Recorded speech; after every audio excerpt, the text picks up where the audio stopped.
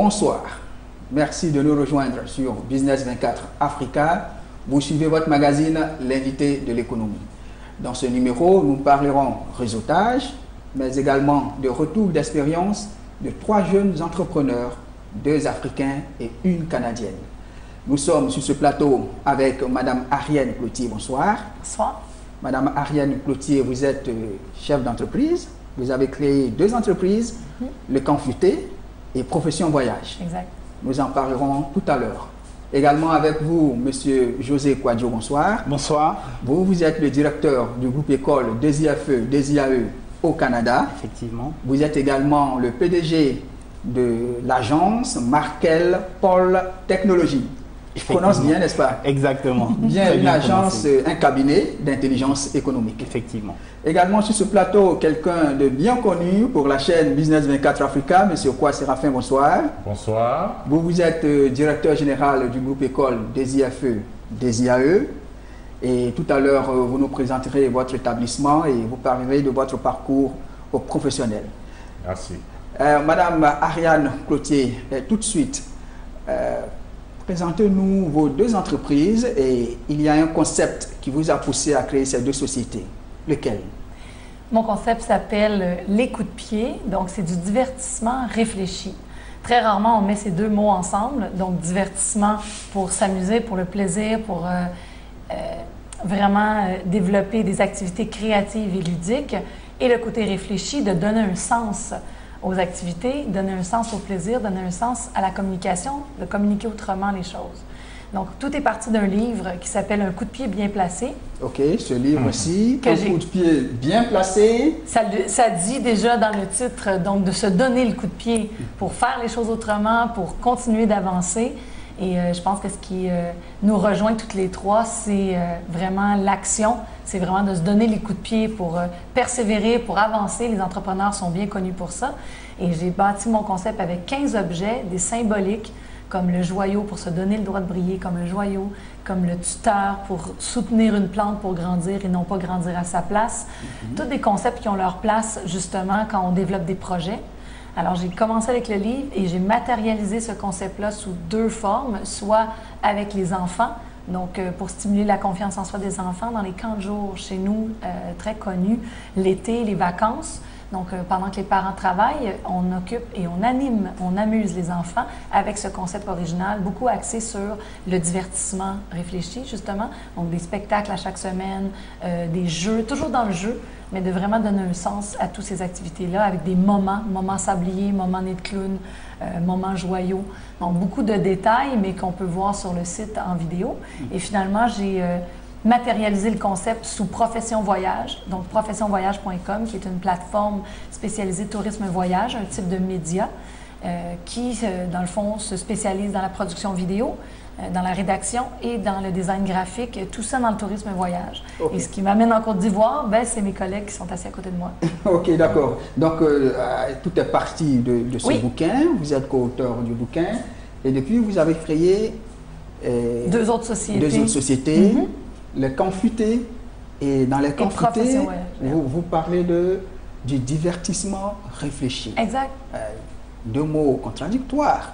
Qui peut opposer les 2 côtés de cerveau, exactement.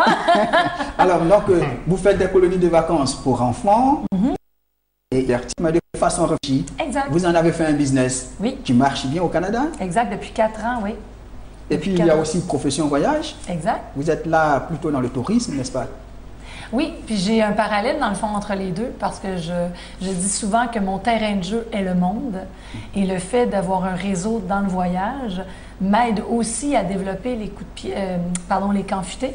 Donc, de mon concept de coup de pied, j'ai développé les camps futés. Donc, le fait de voyager, le fait d'avoir accès à un réseau international m'aide aussi à développer mon nouveau concept des coups de pied, des camps futés. J'arrête pas de dire coups de pied. OK, et les 2 sociétés marchent bien?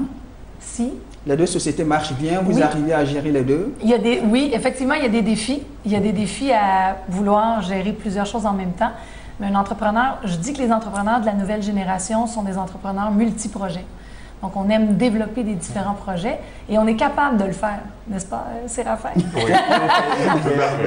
N'est-ce pas, José? Donc, tout de suite, nous allons aller avec José. Vous êtes PDG de l'agence Markel Technologies. Markel Technologies, un cabinet d'intelligence économique vraiment orienté techno.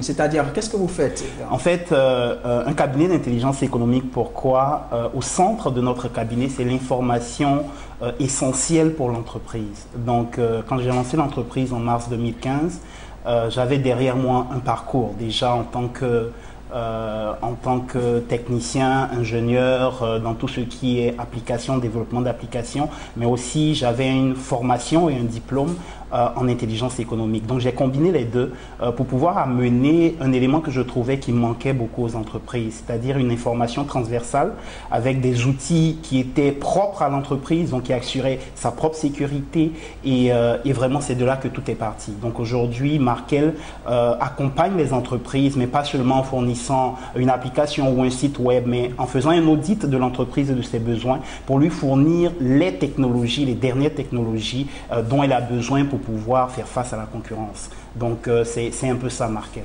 D'accord, à vous écouter, hein, Markel Technologies s'est beaucoup investi dans la veille technologique, n'est-ce pas? Exactement, veille technologique, mais aussi veille informationnelle.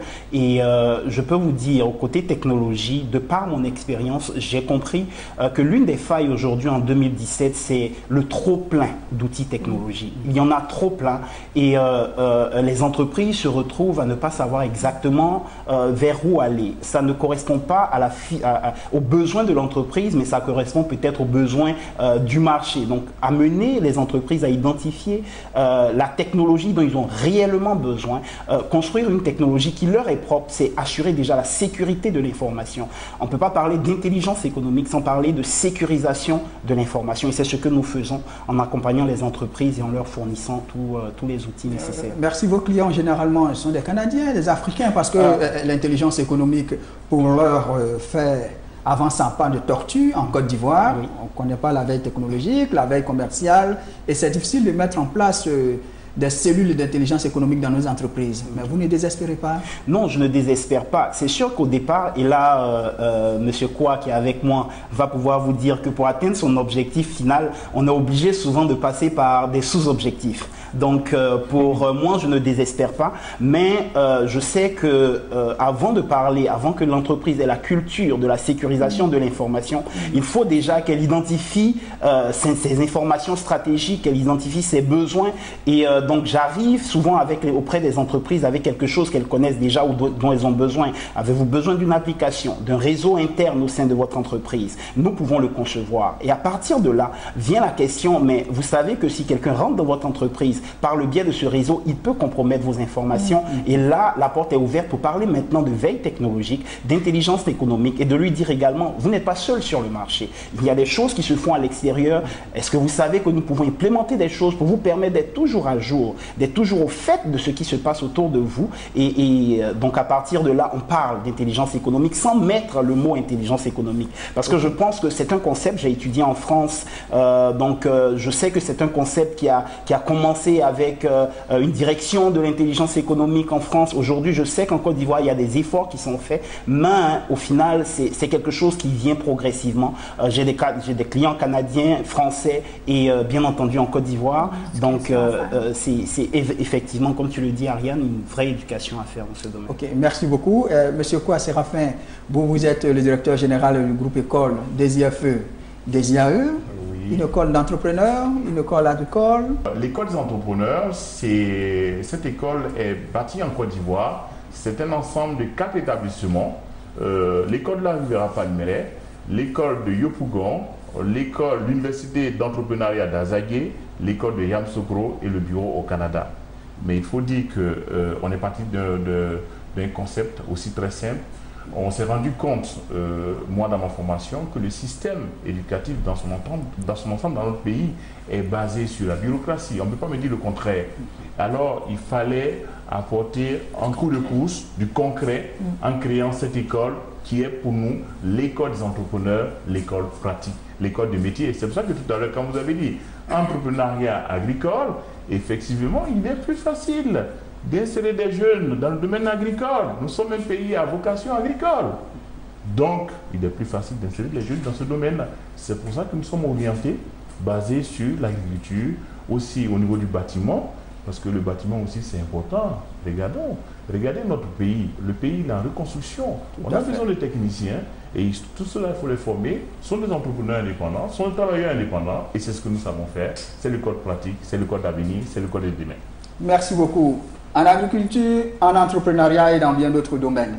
Alors tout de suite, la première question, vous êtes jeune, mais vous avez décidé de vous lancer en affaires. Alors question, à quel moment est-ce qu'on sent, on se dit qu'il est temps que j'ai créé mon entreprise? Ariane. Moi, je dirais, après avoir travaillé pour d'autres gens, d'autres entreprises, que ce soit des petites entreprises ou même des entreprises de niveau international, c'est la vision que ces entreprises-là ont, c'est l'énergie. Parce que moi, je ne savais pas que j'avais la fibre entrepreneur. Je ne viens pas d'une famille d'entrepreneurs. Rien à voir, je veux dire, j'adore mes parents. Mes parents sont des professionnels qui ont travaillé dans d'autres domaines. Mais vu que je n'avais pas de modèle, je ne savais pas que je l'avais. Puis pour revenir à votre question, en fait, c'est qu'à un moment donné, on veut se dépasser et on veut créer des choses sans limite, sans avoir constamment la limite, soit d'un patron, soit de collègues de travail, soit... Alors, vu que j'ai beaucoup d'idées, beaucoup de créativité, j'avais besoin d'utiliser cette créativité-là et d'en faire quelque chose. Alors, j'ai habité les Caraïbes et quand je suis revenue chez moi au Canada, je me suis dit, je me lance. Je ne savais pas dans quoi. Quand les gens me posaient la question, je disais, je m'en vais à mon compte et je vais trouver dans quoi. Donc, j'ai commencé vraiment à oser dire qu'on ne sait pas exactement et que tranquillement, ça évolue, parce que ça évolue constamment. De mon livre original jusqu'à la matérialisation de mes 2 entreprises aujourd'hui, je suis loin de ce que je faisais il y a 7 ans déjà. Ça fait déjà 7 ans. OK. José, vous, à quel moment vous avez décidé de vous lancer en affaires? Vraiment, je peux dire que j'ai jamais eu vraiment un point de départ pour me lancer en affaires.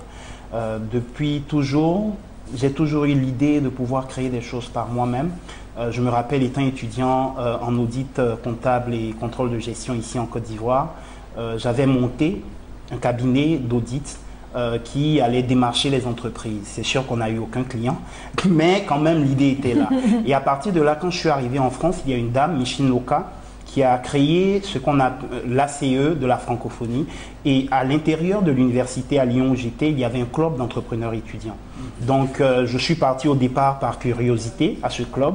Et là, j'ai commencé à découvrir, à apprendre, à voir, à rencontrer des professionnels, j'ai été au travers de ce réseau pendant plusieurs années intervenant pour 100 000 entrepreneurs en France. Donc là, ça m'a donné vraiment de partir vraiment dans l'entrepreneuriat. Donc là, c'était les prémices. Et lorsque je suis arrivé au Canada, après avoir travaillé pour GE, une entreprise américaine, avoir travaillé pour d'autres entreprises, et j'ai décidé de monter en 2015 ma propre entreprise, comme je l'ai dit tout à l'heure, Markel, dans le domaine technologique. Mais j'ai toujours été sur différents projets, et là, ça a été vraiment le déclencheur. Ok, Monsieur Kwa, vous, est-ce une somme d'expérience qui vous a poussé à l'entrepreneuriat, ou bien c'est juste le désir de devenir patron?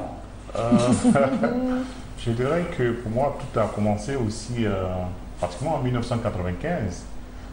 J'ai eu le bac en 1995 et je me rappelle bien en son temps, mes parents ils m'ont fait un don de 500 000 francs en argent. 500 000 francs, c'était beaucoup. Hein. Et j'étais à l'université et avec les 500 000, j'ai ouvert un salon de coiffure. Oh. Et donc, c'est comme ça que ça a commencé. Et je disais à qui voulait l'entendre que moi, je n'allais jamais travailler pour quelqu'un et que j'allais travailler pour moi-même. Je vais être autonome et indépendant. Donc, dès le départ, vous saviez très bien que vous devez sortir entrepreneur. Voilà. Et j'avais décidé. Je ne voulais pas travailler pour quelqu'un. Et donc, à l'université, avec mon salon, j'avais déjà 300 000 francs CFA par mois. 95 jusqu'en 98. Avec le seul salon de coiffure. Le seul salon, sur le campus. Et aujourd'hui, ceux qui, mes professionnels sont là. Il y a certains qui enseignent encore dans cette école, qui sont enseignants chez moi aussi, à l'école ici. M. Alain Youmont, qui peut témoigner. Et après, en 98, je suis parti au Maroc. Et vraiment, dans une école, j'ai été influencé par cette école. Et je me suis dit qu'il fallait créer une école à l'image de cette école. pour aider mon pays. Et là-bas, comme José l'a dit, lors d'un travail de session en communication, mon professeur de communication m'a donné un contact, c'était Mme Micheline Loka, qui est aujourd'hui PDG de l'ACI de la francophonie. Et bien, je l'ai rencontré et j'ai installé le premier club entrepreneur au Maroc. J'étais étudiant et donc elle m'a coaché, donc je suis rentré dans son réseau et quand je suis venu en Côte d'Ivoire en 2001, j'ai fini mes études, j'ai continué à travailler avec elle. Donc j'avais l'idée depuis 1998 de créer cette école, mais je n'avais pas les moyens.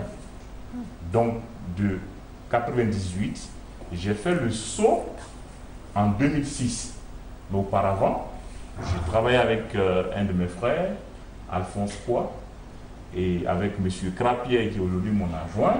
J'étais dans la même entreprise. C'était dans quel secteur d'activité? Le bâtiment, location de voitures, on a tâtonné là. Quincaillerie, vente de matériel informatique, cabinet de formation et enseignant dans le domaine de la fiscalité. Et puis en 2006? En 2003, je deviens enseignant en fiscalité, enseignant vacataire en fiscalité, comptabilité générale. Et en 2006, j'ai fait le saut. Mais j'ai fait le saut comment? Je n'ai pas les moyens. J'avais un frère qui avait une grande maison qui mettait en location. La maison, c'est là. Ici? Ici, là. Ouais, une seule maison. Et puis bon, je suis allé le voir. Et il a accepté de donner la maison pour faire l'école. Je vous assure, en 2006, on n'avait seulement que 3 salles de classe et 4 étudiants. Et la Palmeraie, les gens se moquaient de moi. J'étais la risée de tout le monde. Comment on peut prendre une villa pour créer une école? Ça, c'est une école boutique. Des débuts difficiles donc. Difficile. Et aujourd'hui, le groupe des IAE? On a persévéré. Et c'est ce que j'enseigne à mes étudiants. Moi, j'appelle les 3 P. La passion, la patience et la persévérance. De 4 étudiants avec un site, aujourd'hui, nous avons 4 sites, une université en construction avec plus de 1200 étudiants. Et le personnel? C'est ça. 35 personnes et 180 professeurs. Et je pense qu'aujourd'hui, comme elle a dit, c'est l'audace. L'entrepreneuriat, il faut oser. Et le coup de pouce, le coup de pied, Ariane, on en a besoin. D'accord, on va parler tout de suite du coup de pouce, coup de pied. Ouais. Réseautage, M. Kwa Séraphin a parlé d'un mentor, a parlé d'un réseau qui l'a accompagné. Alors, vous, José, est-ce que le mentor a été déterminant pour vous? Pour moi, vraiment, je peux le dire sans hésiter, pour moi, c'était capital. Parce que, vous savez, on a un handicap quand on vient d'un système d'enseignement français. Parce qu'on est formaté pour travailler dans des entreprises, pour des personnes, tout ce qu'on fait, on est orienté comme ça. L'entrepreneuriat n'est pas quelque chose qu'on enseigne dans le système francophone.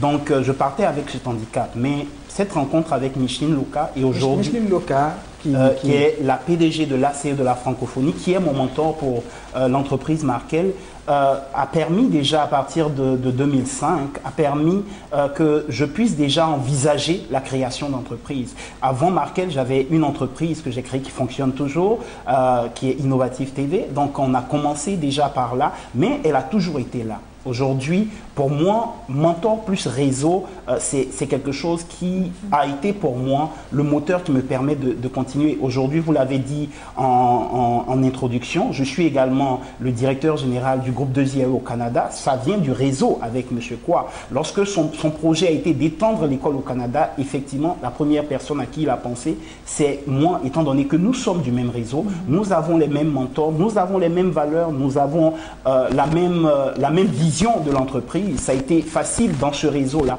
que nous puissions ensemble aller vers ce projet et aujourd'hui, on a les fruits avec Ariane qui est là, avec les intervenants canadiens qui viennent la semaine prochaine. Donc pour moi, mentor plus réseau, ça a été quelque chose de vital pour permettre que je puisse avancer dans ce domaine de l'entrepreneuriat.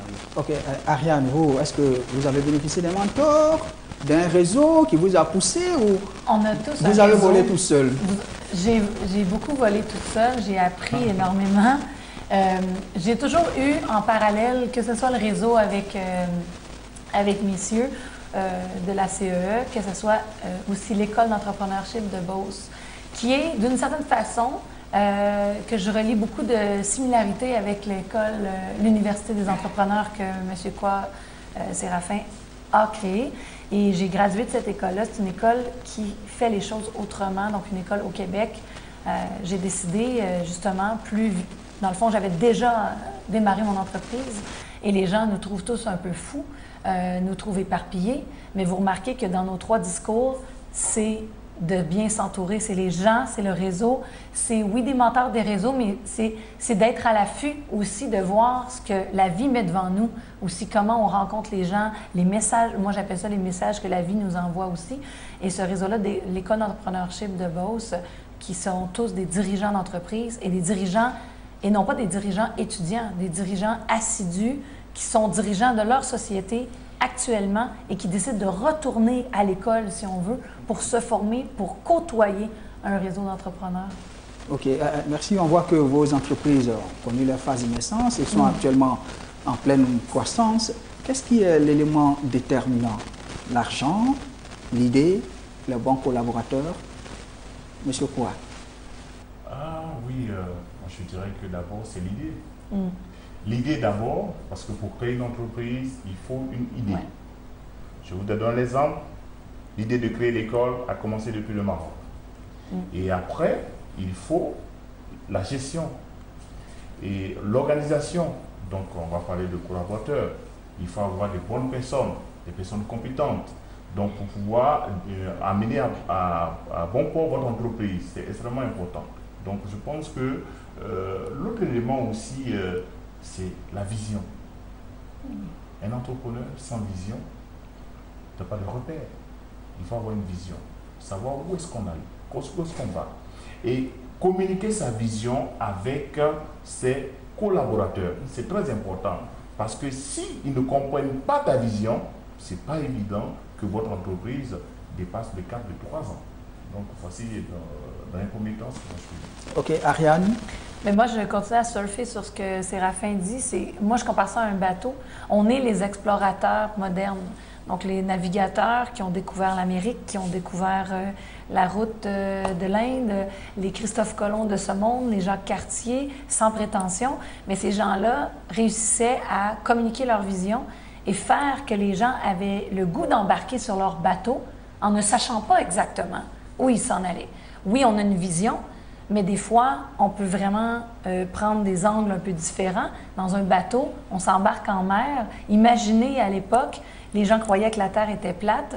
Imaginez comment il fallait être convaincu et convaincant pour que ces gens-là embarquent, suivent le leader et embarquent dans le bateau. Donc, on est en train de se créer chacun des bateaux. On explore, et maintenant, on explore le monde comme eux l'ont fait, mais de façon différente. Donc, je compare vraiment ça à l'exploration, à un bateau et dire d'embarquer dans le bateau. Et pour moi, ce qui est difficile parfois, c'est de transmettre ma vision parce qu'il se passe tellement de choses dans ma tête que parfois l'entrepreneur a de la difficulté à transmettre sa vision ici maintenant. Parce que nous, on est tellement rendu là-bas, on est loin, on voit loin. Et des fois, ça peut faire paniquer nos collaborateurs. OK. José, vous, qu'est-ce qui est déterminant pour vous? L'argent, l'idée, le bon collaborateur? Je dirais que tout est important, mais au départ, l'idée est quelque chose vraiment de crucial. Parce que au départ, on peut avoir beaucoup d'idées. Tout le monde a des idées. Les idées, ça peut venir dans tous les sens. Mais avoir une idée qui puis permettre de partir en entreprise, c'est un peu plus compliqué. Donc, à partir de là, quand on a cette idée, c'est quoi la suite? On peut avoir une très bonne idée. Je donne mon concept pour Markel. L'idée est bonne au départ, mais ensuite, vous l'avez dit, tu parles d'intelligence économique à une entreprise et dit, c'est quoi l'intelligence économique? Qu'est-ce que c'est? Ça va me demander de l'argent. Vraiment, je ne pense pas en avoir besoin. Donc, l'idée seule ne suffit pas. Derrière l'idée, il y a les collaborateurs. Il y a savoir partager ce qu'est ton entreprise, savoir communiquer autour de son entreprise. Et la chose la plus importante, il faut pouvoir s'entourer. Parce que partir seul, comme à l'époque, elle a donné l'exemple des explorateurs, aujourd'hui en entreprise, partir seul, dans certains domaines, c'est possible, mais généralement, c'est quelque chose de déconseillé. parce qu'il faut toujours avoir quelque part aussi un retour. Il faut toujours avoir aussi des balises. Il faut avoir aussi de l'aide. On ne peut pas tout savoir. Même si on sait beaucoup de choses, on a toujours besoin d'une compétence qui puisse permettre que l'idée se matérialise en quelque chose de concret, de vendable et qui soit pérenne dans le temps. Donc pour moi, l'idée est centrale. Les collaborateurs et bien sûr l'accompagnement et le financement sont aussi importants. Important. Apparemment, il y a beaucoup de choses importantes. Au terme de cet entretien, nombreux seront les jeunes entrepreneurs qui vont se poser la question, ah tiens, voici 3 entrepreneurs qui sont en réseau. Comment on crée un réseau finalement? Quels conseils pouvez-vous leur donner? Comment on crée un réseau? Mais le réseau, ça s'entretient. Et ça se développe. Et où on trouve le réseau? Partout. Un réseau, lorsqu'on est encore aux études. Moi, je dirais d'être curieux aussi. Oui. D'être à l'écoute et d'être curieux, de vraiment écouter, comme par exemple, moi, la CEE, j'ai entendu parler et je me suis intéressée par curiosité, comme tantôt José disait, ah, il y a une curiosité où je vais aller voir à la CEE. Donc, de savoir percevoir si on a vraiment des envies de développer des projets, c'est de oser se donner le coup de pied, de poser les questions, d'aller voir des gens à qui vous aimeriez ressembler. Donc, l'idée, c'est vraiment de dire, les réseaux vont venir à vous ou vous allez en créer. Moi, je me suis créé aussi également maintenant une cellule de dirigeants d'entreprise chez nous, au Québec. On est 7 et on se réunit une fois aux 2 mois environ et on s'échange sur des problématiques, sur des idées, des défis. Mais c'est aussi, c'est ça, c'est de mettre un pied devant l'autre. Donc, si on n'a pas de réseau, qu'on ne connaît pas personne, c'est de poser des questions, de lever le téléphone, de envoyer des courriels, de se mettre dans l'action. Il faut aller vers le réseau. M. Séraphin, quoi? Oui, je veux dire que c'est très important, le réseautage, parce qu'aujourd'hui, comment je prends mon exemple, le réseau avec Mme Micheline Loka, PDG de l'AC de la francophonie, aujourd'hui, je suis allé au Canada grâce à ce réseau. Et imaginez-vous un seul instant, est-ce que nous, on peut tisser un partenariat avec une grande université comme Sherbrooke sans passer par un réseau? Et c'est Micheline qui nous a introduits dans cette université. À partir de ce réseau-là, aujourd'hui, nous avons des contacts au Canada, en France et partout. Donc pour moi, c'est vraiment important. C'est important le réseau parce que pour réussir... Mais là, Micheline, c'est quoi? Ça a été un coup du hasard ou bien vous êtes allé vers elle, vous avez entendu parler, vous avez forcé, vous avez eu une démarche pour appartenir à ce réseau-là? D'accord. Tout à l'heure, je vous ai dit qu'on peut aussi constituer son réseau lorsqu'on est encore aux études. Donc moi, j'étais étudiant quand j'ai rencontré Micheline Loka. Ok, donc à partir d'un travail de session. Donc je l'ai connu via le net. On peut bâtir aussi des réseaux à partir des réseaux, comme on le dit, aujourd'hui on parle des réseaux sociaux, etc. Donc il y a eu des rencontres. Cette rencontre-là m'a permis de rencontrer Micheline Loka. Et aujourd'hui j'ai bâti ce réseau-là avec la présence de José Quadio et de Ariane Gauthier. Aujourd'hui elle est venue en Côte d'Ivoire. Pourquoi sans Micheline, on n'allait pas connaître Ariane? On est dans le même réseau. Et en fait, c'est ça, c'est qu'aussi ne pas attendre que le réseau fasse tout pour vous. Parce qu'une fois qu'on s'est connus, ça fait déjà 5 ans qu'on s'est rencontrés, on s'est un peu perdu de vue, mais sans complètement se perdre de vue.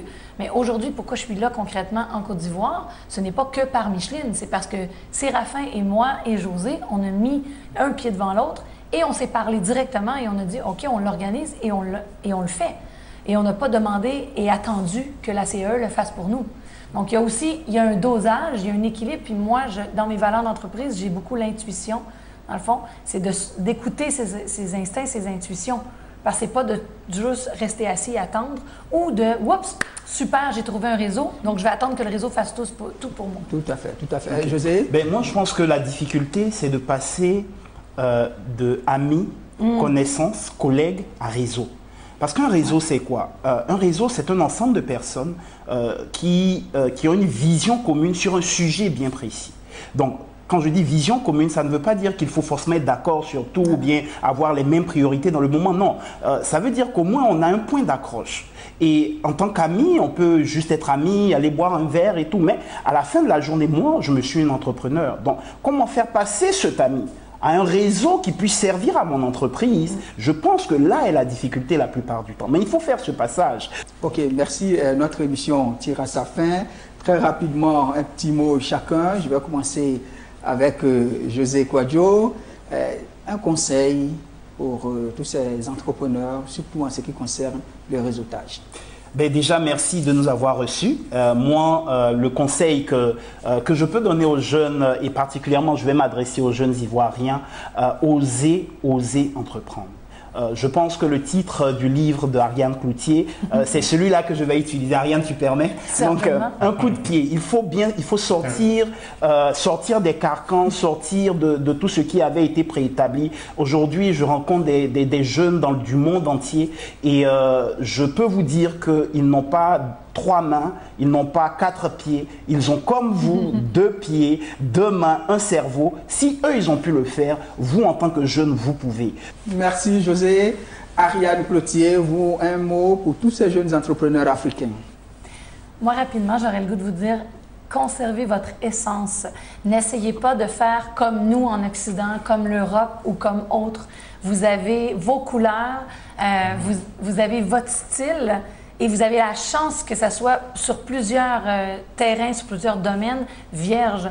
Donc, profitez de ce que vous avez. Vous avez une authenticité incroyable. Pour moi, ça vaut plus que de l'or. Donc, gardez votre essence, gardez qui vous êtes et non pas de dénaturer pour essayer d'imiter les autres. Créez votre propre identité. Merci. Monsieur Séraphin, quoi? Je dirais que le développement, c'est l'Afrique. Eh bien, tout à refaire en Afrique, tout à faire à refaire en Afrique. Et par conséquent, je dirais aux jeunes, l'État-providence est terminé. Si je prends mon exemple, avec 4 étudiants au départ, et si aujourd'hui j'ai dépassé le cap de 1200 étudiants avec 4 universités, 4 sites, ça veut dire que vous aussi pouvez le faire. Qu'est-ce qui a fait la différence? Je dirais que c'est l'audace, c'est le courage, la patience, la persévérance, l'endurance, le sacrifice. Et un mot, le sens de la responsabilité. Le sens de la responsabilité est un mot très fort. Et enfin, je dirais l'humilité. C'est biblique, l'humilité précède la gloire, l'orgueil précède la chute. Merci. Merci beaucoup, Monsieur Kwa. Comme je le disais, notre mission tire à sa fin. Merci. Nous étions avec José Kouadio. Il est PDG du cabinet d'intelligence économique Agence Markel Pôle Technologique. Également, Madame Ariane Cloutier. Elle est directrice de 2 entreprises, Le Camp Futé et Profession Voyage. Enfin, Monsieur Kwa Séraphin, lui, il est le directeur général du groupe école des IFE, des IAE. Merci beaucoup. Merci. Merci d'avoir répondu à notre invitation. Chers téléspectateurs, merci de nous avoir suivis et restez sur Business 24 Africa.